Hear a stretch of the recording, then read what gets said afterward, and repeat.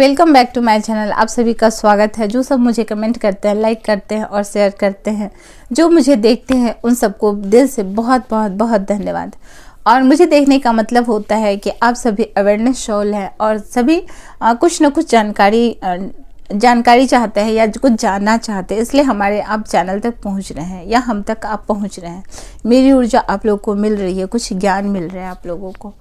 तो चलिए आज हम बात करते हैं कि कुछ लोग हमें अच्छे क्यों लगते हैं। इसलिए कि हमारी सोल से उसकी सोल मैच करती है। ये एक शब्द में कहना बहुत आसान होता है, लेकिन जैसे मन के हमारी फैमिली में हम माँ पापा के बच्चे होते हैं और 4 बच्चे हैं या 10 बच्चे हैं, तो उन सबका आपस में जो मतलब कि स्वभाव होता है, जो नेचर होता है बाय नेचर, वो मैच नहीं करती है। तो क्यों नहीं मैच करती? इसका मतलब कि बड़ा सिंपल सा कारण है कि हम परिवार में 5 बच्चे होते हैं और आपस में मैच नहीं करती है। तो यहाँ पे जो होता है, सभी का पूर्व जन्म का कुछ न कुछ संस्कार होता है। और जैसे हम एक फैमिली के अंदर आते हैं, तो इसका ये मतलब होता है कि हम एक दूसरे से कर्म के द्वारा बंधे हुए हैं। और ये जो पृथ्वी है, ये कर्म भूमि है। यहाँ पे कर्म करना पड़ता है। और जिसका हमने ऋण ले रखा है, मतलब जो हमारा पिछला अकाउंट क्लियर नहीं होता है, उस अकाउंट के कारण, नहीं क्लियर होने के कारण यहाँ पे हमें दोबारा जन्म मिलता है। और दोबारा जन्म मिलने के कारण हम उस अकाउंट को क्लियर करते हैं। लेकिन अकाउंट क्लियर करने के साथ साथ हम फिर कर्म भी करते जाते हैं। इस कारण से हमें फिर से दूसरा जन्म मिलता है। तो स्पिरिचुअल लाइफ में वो हमें सिखाया जाता है। अब जैसे कि मान के चलो कोई आपकी फैमिली में है और कुछ लोग आपको बहुत अच्छे लगते हैं और कुछ लोग मतलब कि मीडियम है और कुछ लोग बिल्कुल अच्छे नहीं लगते हैं। तो इसको 3 कैटेगरी में रखा गया है। कुछ लोग आपको बहुत अच्छे लगते हैं इसलिए कि आपका जो गुण होता है या आपका नेचर जो होता है, उन नेचर से उनका बिल्कुल मैच करता है, तो आपको वो बहुत अच्छे लगते हैं। कुछ ना अच्छे लगते हैं ना बुरे लगते हैं, मतलब सामान्य हैं। तो वो आपके ना तो मित्र हैं और ना तो शत्रु हैं, यानी सोल लेवल पे मैं बात कर रही हूँ। ना तो आपके मित्र हैं और ना तो वो आपके दुश्मन हैं। तो उससे आपका बिल्कुल वैसा होता है कि चलो ना तो अच्छा लग रहा है ना तो बुरा लग रहा है। लेकिन कुछ लोग ऐसे होते हैं जो कि मेरे साथ रहते हुए भी ना आप उससे मतलब बिल्कुल आपका स्वभाव मैच नहीं करता और बिल्कुल मतलब कि आप दोनों एक दूसरे के बहुत अपोजिट होते हो बाय नेचर। इसके कारण से बहुत ही ज़्यादा मतलब कि प्रॉब्लम क्रिएट करना पड़ता है। फिर भी वो हमारी फैमिली का हिस्सा होता है, तो हम उसे साइड नहीं कर सकते, हटा नहीं सकते हैं और उसको साथ लेकर के चलना होता है। तो इसका ये मतलब होता है कि पिछला जो अकाउंट होता है कुछ न कुछ हम उससे ले चुके होते हैं, या कुछ हमें मतलब कि उसे हमें देना होता है, या हमें जो कोई कुछ कह रहा होता है। तो इसका ये मतलब नहीं है कि वो आपको कह रहा होता है। इसका मतलब है कि आपके कर्म कुछ ऐसे थे जो कि आपको इस जन्म में सुनना पड़ रहा है। तो आप इस तरह से लो कि हम अपना जो अकाउंट है वो क्लियर कर रहे हैं। तो ये तो हो गया फैमिली मैटर का बात हो गया कि फैमिली मैटर में इसी तरह से होता आया है। लेकिन यहाँ पे कंसस ये करना है, अपने आप को दुखी नहीं होना है कि किसी ने हमें बोल दिया, बहुत ज़्यादा गाली दे दिया, तो चलो हम दुखी हो गए। तो ठीक है, आप उसको जवाब दीजिए, लेकिन आप पॉजिटिव वे में जवाब दीजिए। हम हमेशा कहते हैं कि आप किसी को जवाब दो, ठीक है, अच्छी बात है, लेकिन एक निगेटिव वे में जवाब मत दो, इसलिए कि निगेटिविटी बहुत तेज़ी से फैलती है और वो आपके लाइफ को डिस्टर्ब करती है। तो आप कुछ कहो, लेकिन एक पॉजिटिव वे में कहोगे तो आपके बातों का इफ़ेक्ट पड़ेगा उस पर, और नेगेटिव वे में कहोगे तो आपका इफ़ेक्ट नहीं पड़ेगा। मान के चलो कि आप किसी को कह रहे हो, जैसे कि वाइफ है, तो उसी को कह रहे हो कि आप उठ के ला दो, मतलब एक आप ऑर्डर दे रहे हो, तो ऑर्डर मत दो, मतलब कि रिक्वेस्ट होता है वो करो। तो रिक्वेस्ट क्या होता है, अगर आप करते हो किसी से पोलाइटली रिक्वेस्ट करते हो तो उसका मन नहीं भी होगा फिर भी आपका कर देगा।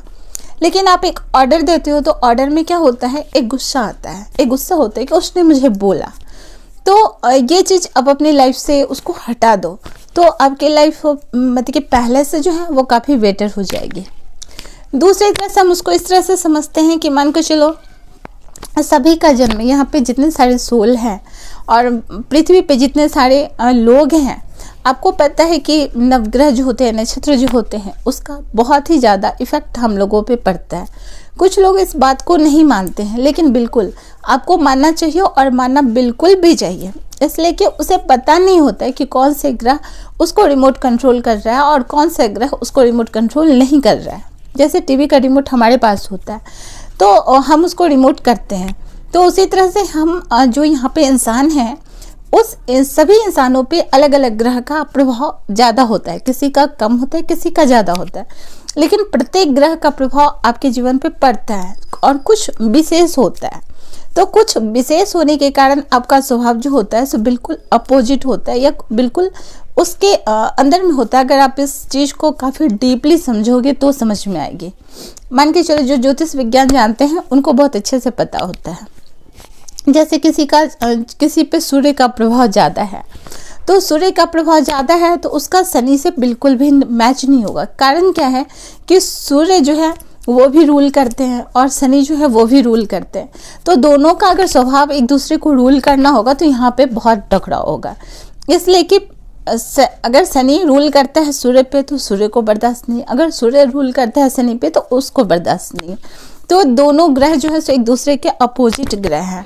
तो उसी तरह से अगर किसी का सूर्य अच्छा है और किसी की शनि अच्छी, किसी को शनि रिमोट कर रहा है, किसी को सूर्य रिमोट कर रहा है, तो दोनों ही एक दूसरे के अपोजिट हो जाएंगे, महादुश्मन हो जाएंगे और दोनों को बिल्कुल भी नहीं आपस में बनेगा।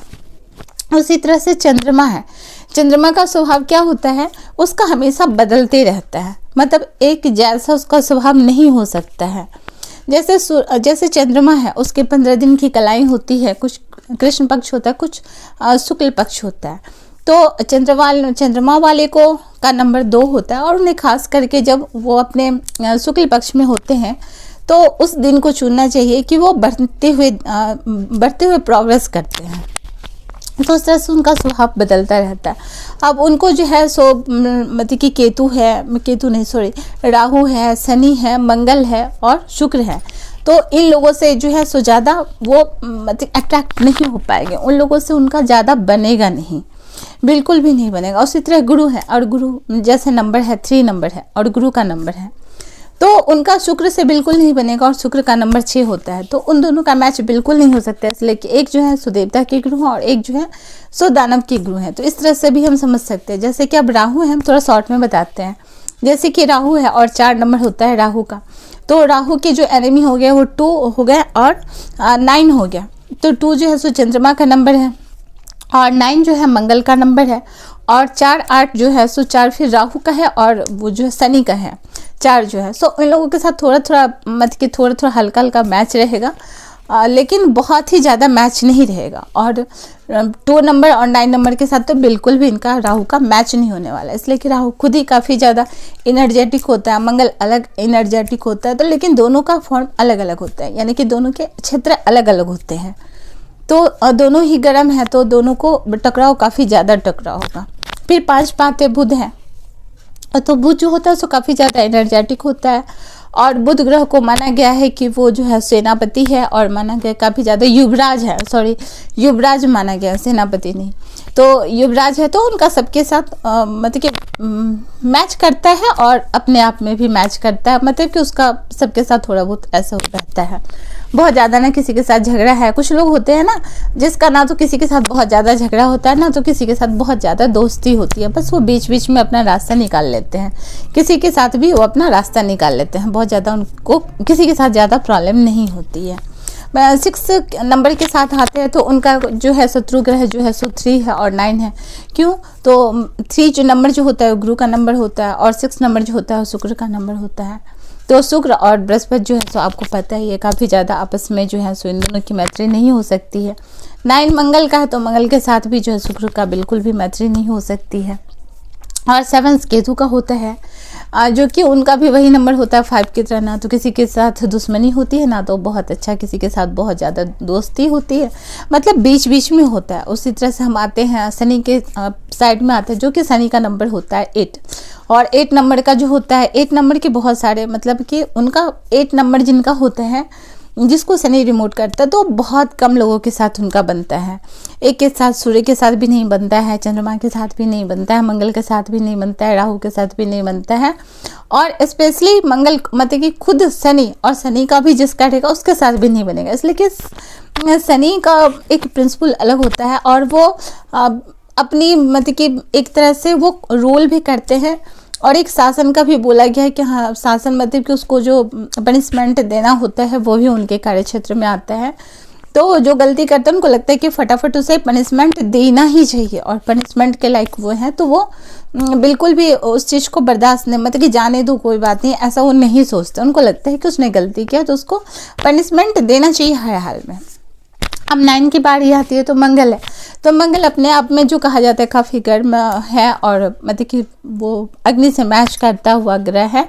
तो उसका भी 6, 4, 2 और 8, 9 के साथ नहीं बनता है, इसलिए कि मंगल को फिर से समझ लेते हैं। शुक्र के साथ तो बनेगा नहीं, और 4 जो है राहु के साथ बनेगा नहीं, 2 चंद्रमा के साथ बनेगा नहीं, 8 जो है रूल करता है शनि के साथ बनेगा नहीं, और उसका खुद का जो नंबर है 9 उसके साथ भी उसका नहीं बनेगा। इसलिए कि जो भी रूल करता है वो उसका किसके साथ बनेगा, जिस पे वो रूल कर सकता है, और रूल करने वाले उस पर भी अगर रूल करना स्टार्ट कर दे तो कैसे बन सकता है। तो इस तरह से हम समझ गए कि हमारा किसके साथ बनता है और किसके साथ नहीं बनता है। कुछ ज्योतिष के अनुसार समझ गए, कुछ नंबरोलॉजी के हिसाब से समझ गए, और अगर इन चीज़ों को नहीं भी समझते हैं तो हमारा बस वही कंसेप्ट होता है कि हमारा उन्हीं के साथ बनता है, जिससे कि हमारी जो सोल है, हमारी सोल की जो मतलब एक खुद का जो एक नेचुरल स्वभाव होता है, जो नेचुरल स्वभाव जो होता है ना, वो ना तो माँ के पास से आता है और ना तो पिता के पास से आता है, ना तो उसको समाज देता है।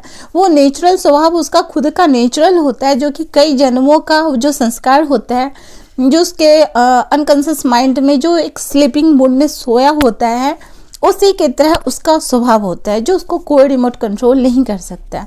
प्रत्येक इंसान अपने सोल को खुद रिमोट कंट्रोल, यानी कि इस तरह से कह सकते हैं कि प्रत्येक इंसान का जो सोल होता है वो खुद उस पर रूल करता है, खुद उसको कंट्रोल करता है। अपना मित्र, अपना दुश्मन, किसके साथ हमारी मित्रता रखनी है नहीं रखनी है, वो खुद रूल करता रहता है और खुद इस चीज़ को समझता रहता है। तो चलिए आज की वीडियो हम यहाँ पे समाप्त करते हैं। धन्यवाद, अभी तक आप मुझे सुने इसके लिए बहुत बहुत धन्यवाद। अगर अच्छी लगी हमारी वीडियो तो प्लीज़ लाइक ज़रूर कीजिएगा, कमेंट करके मुझे बताइएगा आपको कैसा लगा। अगर आपको कुछ अच्छा नहीं भी लगता तो भी आप प्लीज़ मुझे बताइएगा। और thank you for my watching my video. Thank you all of you. Thank you.